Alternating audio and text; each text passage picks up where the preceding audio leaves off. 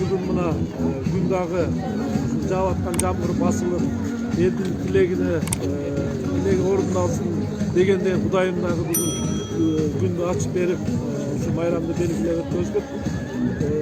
Деме, бүкіншіліктен пайдаланып, мен жалпы Ош шаарынын тургундарын, жалпы биздин кыргызстандыктарды бириккелген Норуз жаңы жыл майрамы менен куттуктаймын.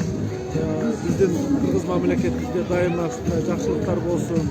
Өткөн жылдагыдай орус уккодон алыс болойлу, мамлекетибиз өнүп өсүп, өскөн мамлекеттер катарына кошулсун. Анын ичинде көп улуттуу Ордолу Ош шаарыбыздын тургундарын дагы бир жолу ушул бүгүнкү майрам менен куттуктаймын. Шаарыбызда көп улуттуу эл жашайт, ушул улуттар аралык мамилебиз дайыма жакшы болсун, биrdikte ынтымакта болойлу демекчимин.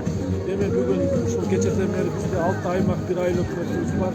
Шаардык мэриядан атайын акча каражаты бөлүнүп, жерлерде ушул Норуз майрамын белгилеп, бүгүн ушул борбордук аянтта дагы элге жакшынакай майрамдык маанай тартып турабыз.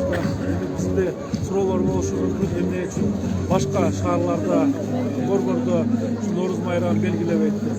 Мен айтар элем, ушул бүгүнкү күндө биздин Ош шаарында эпидемиологиялык туруктуу ошончо штабта биз атайын чечим кабыл алып, жакшы ниет менен, жакшы ниет жарым ырыс деп коет, ушу жакшы тилек кылып, Норуз майрамын шаардыктарга белгилеп берип жатабыз.